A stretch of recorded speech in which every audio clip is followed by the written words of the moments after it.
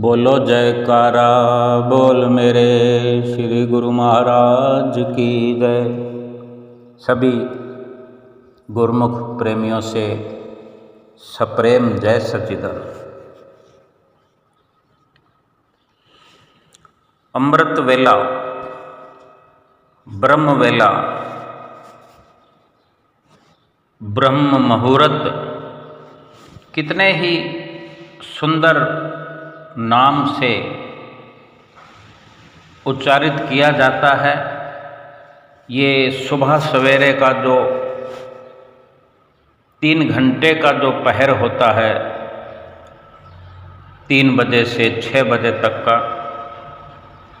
कोई सूर्य उदय से पहले के समय को इस प्रकार से वर्णन करता है कि सूर्य उदय होने से पहले पहले का समय।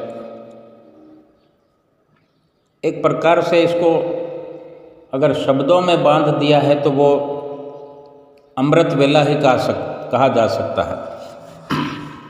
बड़ा सुंदर नाम महापुरुषों ने अपने वक्त में रख दिया था, वर्णन कर दिया था शास्त्रों में, ग्रंथों में, हर पोथियों में,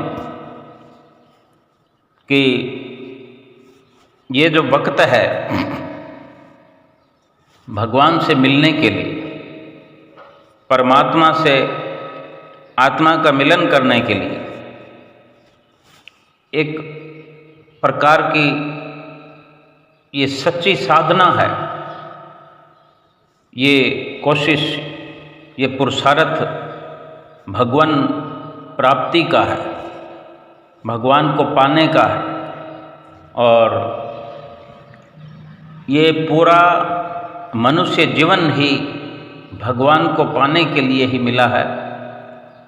लेकिन रोज का रोज जो 24 घंटे में उपयुक्त समय, सुंदर समय जो है, वो ये माना गया है महापुरुषों के नज़रिए से, उन्होंने ही निर्धारित भी किया है। और इसके बड़े खास कारण भी होते हैं। सुबह इस वक़्त में जो भगवान का भजन है, सुमरन है, वो बड़े अच्छे से होता है, सरलता से होता है। सरलता से क्यों होता है कि किसी भी प्रकार का बाहरी विघन नहीं आता। और जब बाहरी विघन रुकते हैं तो भीतर जुड़ने में, भीतर पहुंचने में, सुरती को समेटने में आसानी होती है। बाकी का जो समय है, सूर्य उदय के पश्चात सुरती बिखरना शुरू हो जाती है। रोजमर्रा के शारीरिक, सामाजिक, सांसारिक कार्य शुरुआत हो जाने पर सुरती बिखरती रहती है। और फिर जो भी समय भजन सुमरन करें तो सुरती को समेटना पड़ता है। फिर भी ये जो समय अमृत वेला का है, ऋषियों ने, मुनियों ने ये पवित्र समय ही ठीक समझा है ईश्वर का भजन करने के लिए, आराधना करने के लिए। पहले अगर ऐसी सुंदर शुरुआत हो जाए, शुभ मुहूर्त में ही इस शुभ कार्य का शुभ मुहूर्त हो जाए तो बड़ा अच्छा होता है। मकसद तो एक ही है कि भगवान से मिलने के लिए भजन सुमरण किया जाता है, भगवान का बनने के लिए, भगवान को अपना बनाने के लिए ये साधना की जाती है। प्राचीन काल में ऋषियों मुनियों ने, योगियों ने इसी समय को चुना और इसी समय में साधना भी की। अब भगवान को किस किस ने पाया, ये वही जानता है जो भगवान को मिलने के लिए साधना करता है, भगवान तक पहुंचने की जो कोशिश करता है, पुरुषार्थ करता है, यानी जो चल पड़ता है, वो पहुंचता अवश्य है अगर मार्गदर्शक, रास्ता दिखाने वाला साथ हो और रास्ता सही हो, तो फिर अवश्य सफलता मिलती है मंजिल तक पहुंचने में। गुरबाणी में भी इसकी महिमा खूब गाई गई है। गुरु नानक देव जी महाराज ने भी कहा है कि मालिक के सच्चे नाम से जुड़ने के लिए अमृत वेला का समय जो है विशेष गुणकारी है। रात को नींद में आत्मा जो है मस्तक में उतर कर कंठ या नाभि में एकत्र हो जाती है और जब मनुष्य जागता है तब वो फिर से अपनी जागृत अवस्था के स्थान पर आ जाती है। यदि उस समय ही फिर पिंड को छोड़ने का साधन, जो जड़ से चेतन को अलग करने का साधन है, किया जाए तो आत्मा आसानी से शरीर को छोड़ सकती है, क्योंकि आत्मा ने उस समय तत्काल ही शरीर के रोम रोम में प्रवेश किया होता है। साथ ही इस समय काम काज की चिंता नहीं होती। जो ये अमृत वेला का अवसर है, इसमें काम काज नहीं करना होता। और जो ये भजन सुमरन है, यही सबसे बड़ा काम काज है। इससे बढ़कर और कोई काम दुनिया में है नहीं। मनुष्य जीवन का असल काम भी यही है, उचित कार्य भी यही है। आत्मिक कल्याणकारी जो लक्ष्य मनुष्य यहाँ इस दुनिया में लेकर आया है, वास्तव में यही लक्ष्य जो है पूरा हो जाए, बस यही मनुष्य जीवन की लक्ष्यता है। अमृत वेले में मन बिल्कुल ताज़ा होता है। एकाग्रता प्राप्ति के लिए यही उचित समय है, जो और किसी दूसरे समय में कठिन होता है। संत मत की साधना जीते जी मरने की साधना है। जैसे मौत के समय आत्मा शरीर से अलग हो जाती है, ठीक उसी प्रकार साधन भजन के द्वारा आत्मा शरीर से निकलकर आसमान के ऊपर के लोकों में, वैकुंठ आदि लोकों का सफ़र करने लगती है और ऊपर के लोकों का आनंद लेने लगती है। संतों महापुरुषों ने कहा भी है कि जीवत मृतक हो रहो, तजो खलक की आस, रक्षक समर्थ सतगुरु, मत दुख पावे दास। यानी जीते जी मरना। जैसे शरीर से आत्मा के निकल जाने से मृतक का दर्जा दे दिया जाता है कि फलां व्यक्ति मृत्यु को प्राप्त हो गया है, मर गया है। कोई कहता है शरीर छोड़ गया है, कोई कहता है दुनिया छोड़ गया, कोई कहता है पूरा हो गया। लेकिन असल में जीते जी, श्वासों के रहते, आत्मा के इस शरीर में होते हुए जो उस पदवी को पाना चाहे, वो भजन सुमरण से ही मुमकिन है, संभव है। क्योंकि लगी हुई सुरती को उखाड़ना, लगी हुई सुरती को हटाना बड़ा मुश्किल होता है।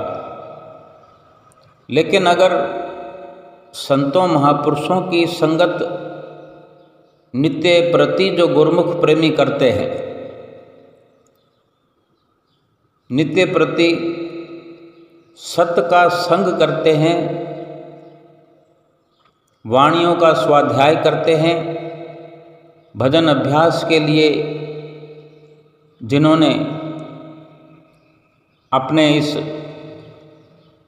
अनमोल श्वासों को, अनमोल जीवन को लगा दिया है,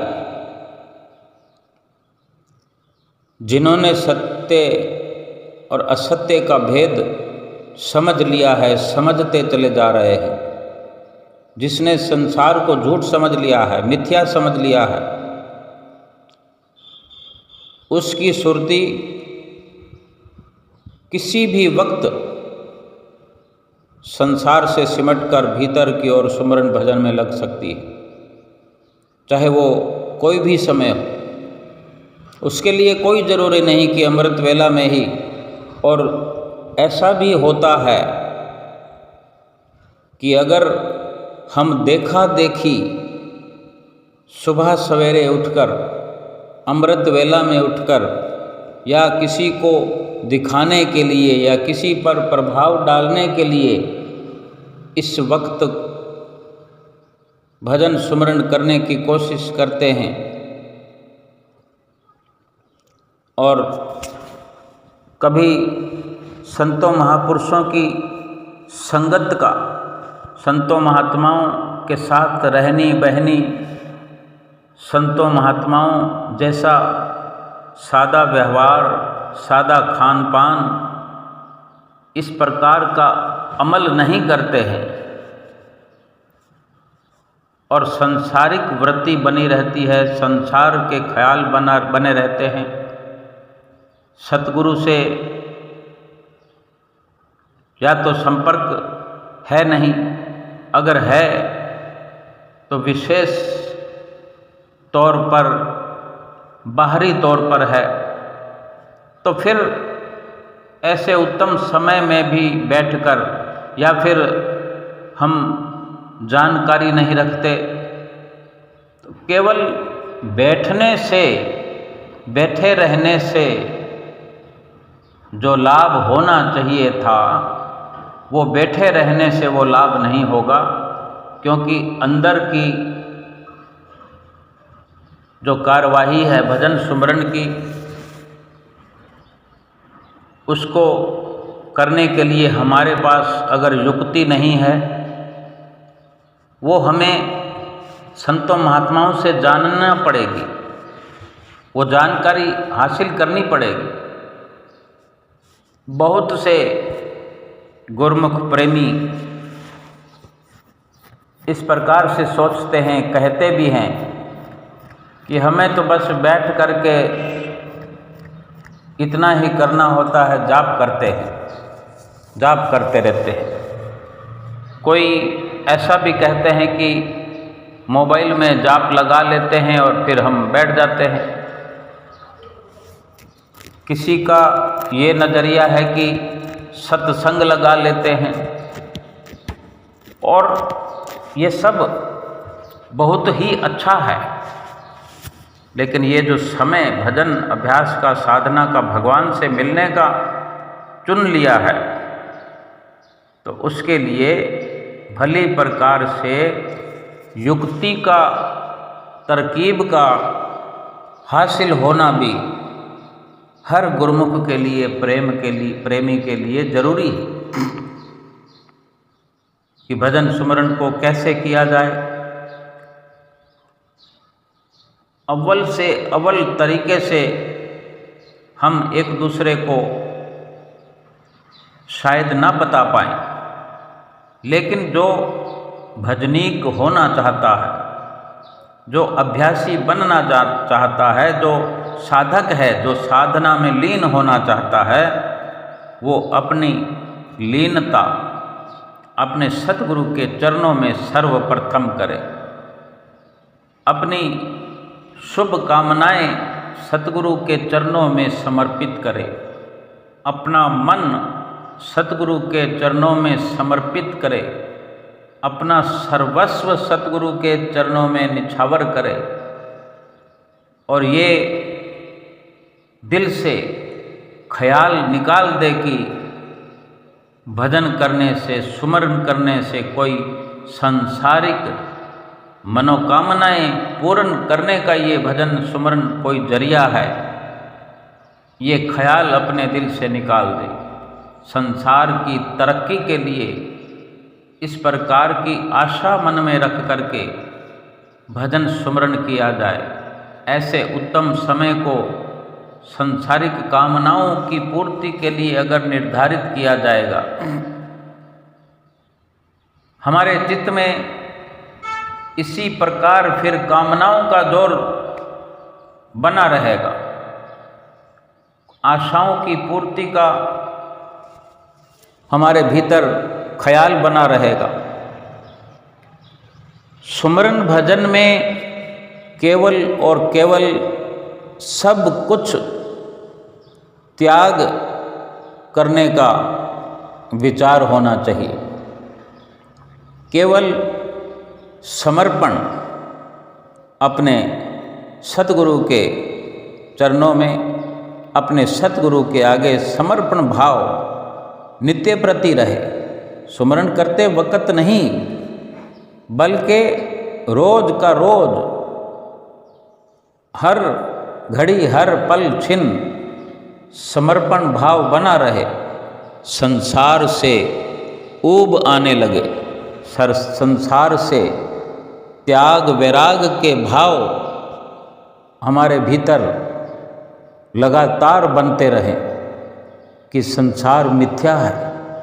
दिल से, हृदय से हम ये स्वीकार करें कि ये संसार जो है एकदम मिथ्या है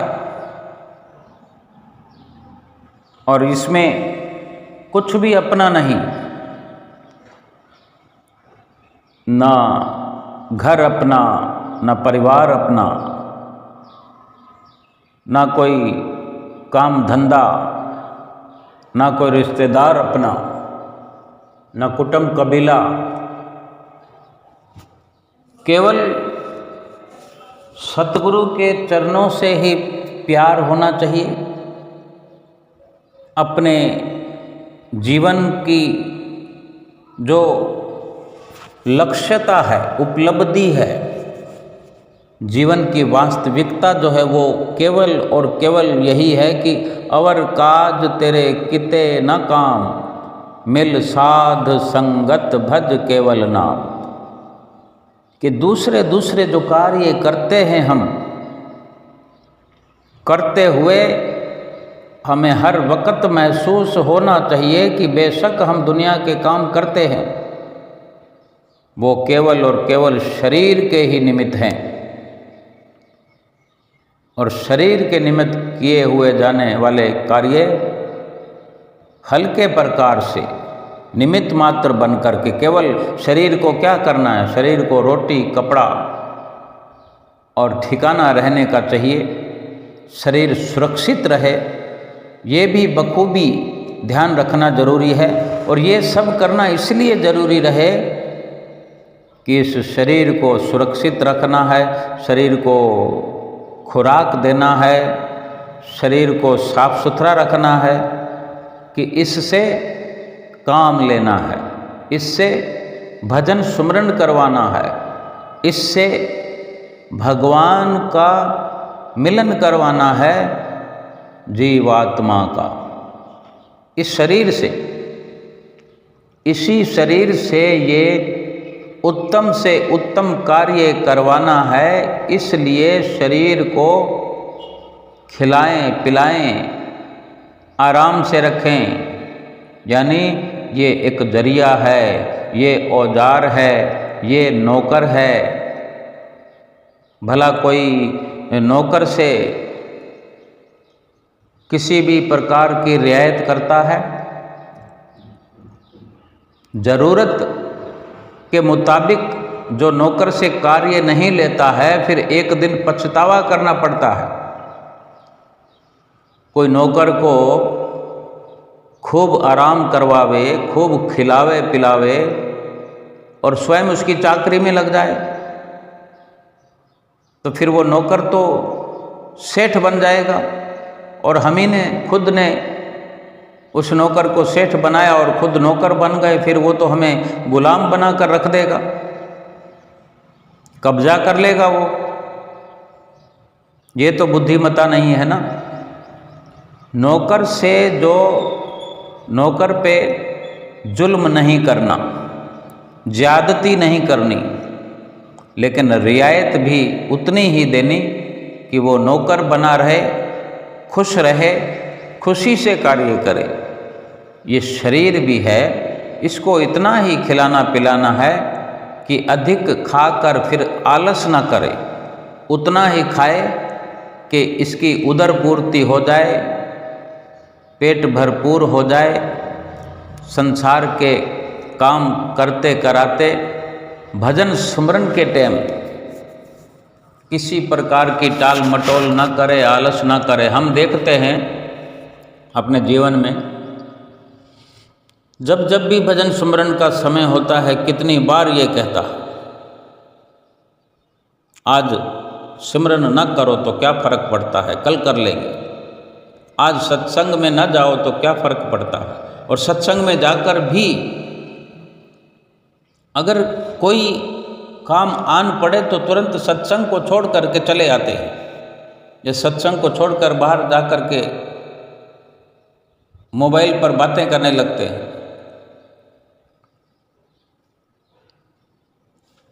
शरीर को शरीर की ज़रूरतों से बेशक लैस रखें, हर प्रकार की शरीर की ज़रूरत पूरी करें, लेकिन जब भजन सुमरन का कार्य शुरू हो तो बिल्कुल अलर्ट एक प्रकार से कि डंडा लेकर बैठें। क्योंकि जब हमें पता चल गया है कि ये नादानियाँ करता है, ये मन जो है शरीर को टिकने नहीं देता, ये शरीर इधर उधर ताक झांक करता है, हिलता डुलता है, तो एक प्रकार से अपने हुक्मनामे का, अपने आदेश का डंडा तैयार रखना चाहिए कि जब भी आलस करे तो धिकार करना चाहिए कि तुझे खिलाया पिलाया सब कुछ तंदुरुस्त बनाया, तो भजन सुमरन में आलस क्यों। भजन करण को आलसी, खाने को होशियार। यही संतों महापुरुषों के वचन है कि ये शरीर जो है भजन सुमरन में आलस करता है और खाने को होशियार रहता है।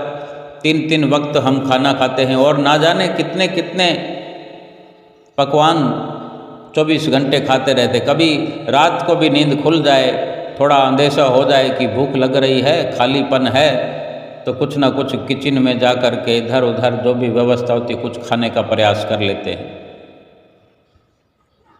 लेकिन भजन सुमरन के लिए कोई निश्चित समय भी हमने मुकर्रर किया है कि हमने 2 घंटे भजन करना है।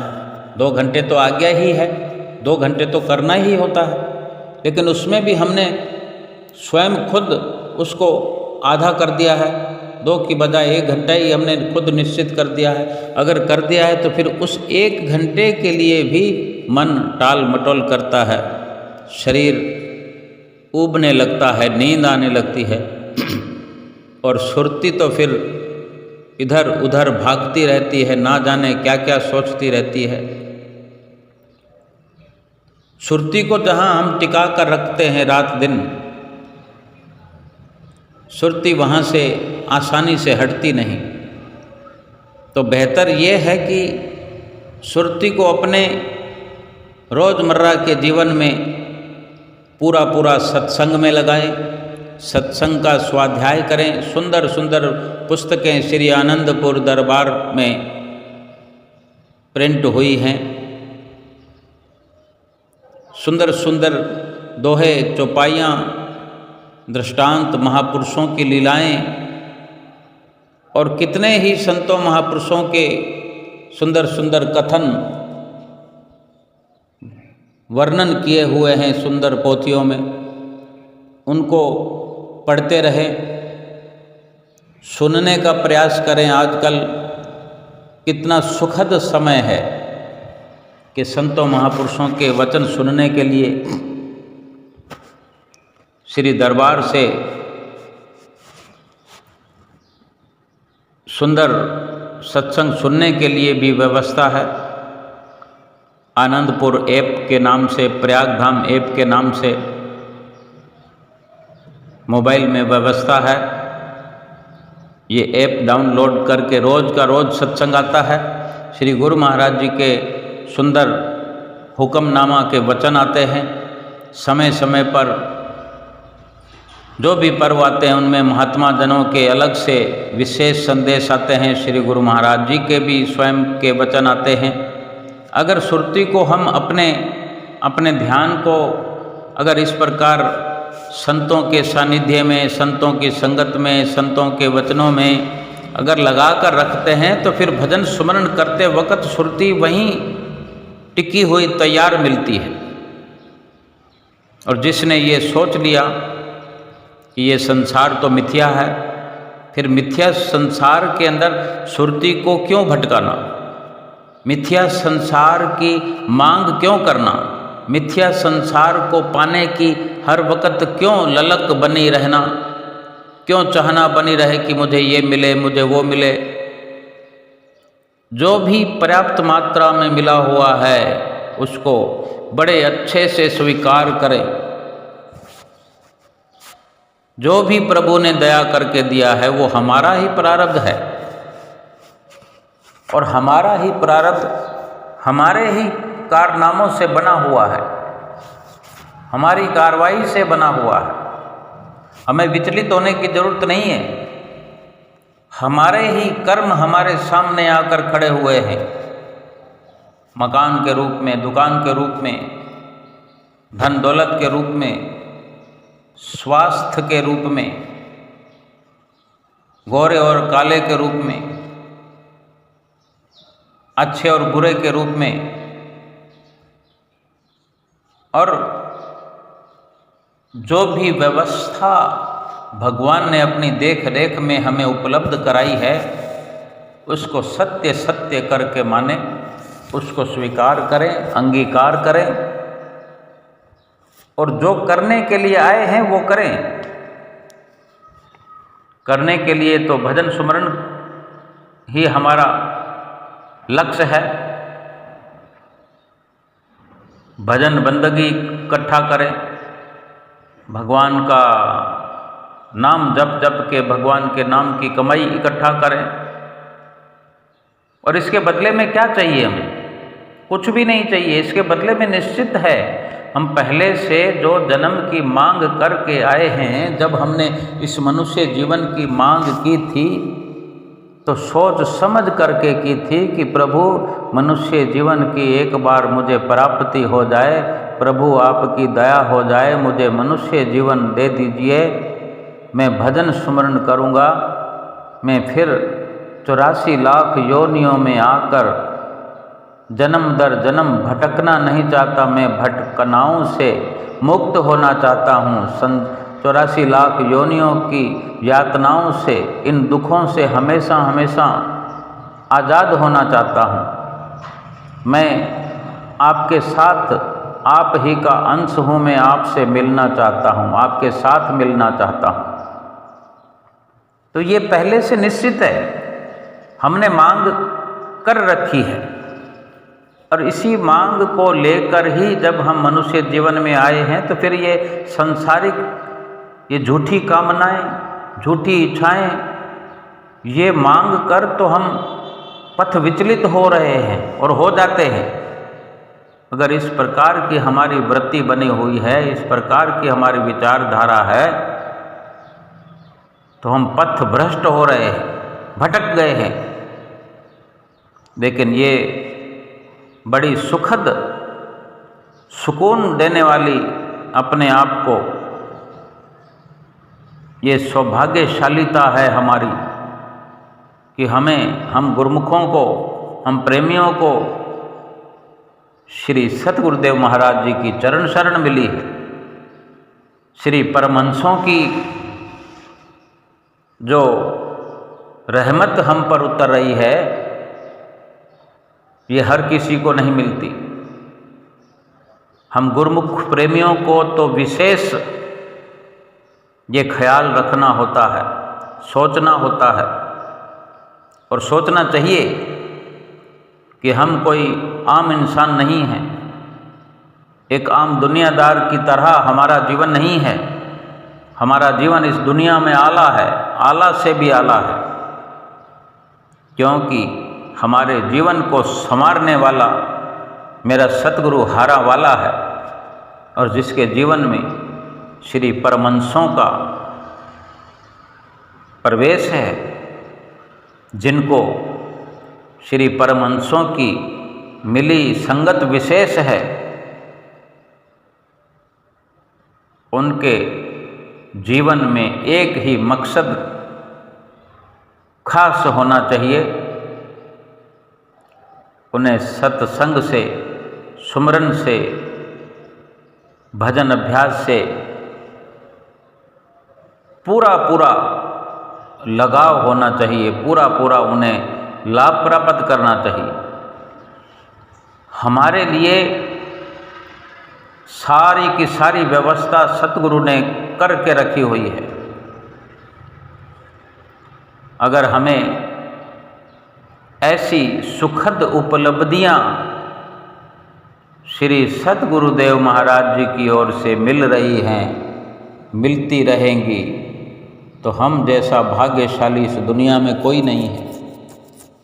और रही बात भजन सुमरन करने के लिए, तो हम ये भी निस्संदेह समझें कि अगर हम 3 बजे नहीं उठ सकते, अमृत वेला में नहीं उठ सकते, लेकिन हमारा इरादा अगर अटल है, हमने संसार को मिथ्या समझ रखा है, मिथ्या समझ लिया है, भजन भक्ति को ही अपना मुख्य अंग बना लिया है, तो समय कोई भी निर्धारित किया जा सकता है। लेकिन आज्ञा की परिपालना की परिधि में, आज्ञा के दायरे में हमें हर वक्त रहना होगा। 5 नियमों की पालना करते हुए और 2 घंटे भजन अभ्यास नित्य प्रति करना ही होगा। फिर ना तो हमें संसार की ज़रूरत ही है, और ना ही संसार हमारे लिए कोई मायने ही रखता है। और हम भी इस बात को, इस सच्चाई को भली भांति समझ गए हैं कि संसार न किसी का हुआ है, न किसी का होगा। ये परिवार, ये रिश्तेदार कोई भी किसी का नहीं है। केवल और केवल, सिर्फ और सिर्फ ये अपने पिछले हिसाब किताब को चुकता करने के लिए ही संबंध बने हुए हैं। जहाँ जिसका हिसाब किताब चुकता हो जाता है, देखते ही देखते संबंध विच्छेद हो जाता है। कौन किसका अपना है, कौन किसका बेगाना है, कोई पता नहीं लगता। इस सच्चाई को जान करके, इस हकीकत को जान करके, सतगुरु ही जो हमारे हितैषी हैं, कल भी थे, आज भी हैं और फिर रहेंगे। पिछले जन्मों में भी हमारे साथ थे, इस जन्म में साथ हैं, और अगले जन्म में तो हमारे साथ ऐसे हो जाएंगे कि हमारी आत्मा को अपने साथ मिला लेंगे।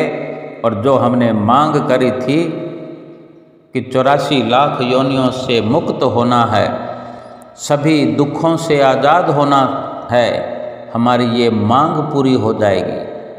हमने जो चाहा था वो चाहना पूरी हो जाएगी। भला ऐसा अवसर दुनिया में और किसको मिलता है जो हम गुरुमुख प्रेमियों को मिला हुआ है। इसलिए हम भाग्यशाली हैं, हम सौभाग्यशाली हैं। हमें श्री परमहंस अवतार सतगुरु तारणहार मिले हैं। सच्चे सतगुरु का हमें सहारा मिल गया है।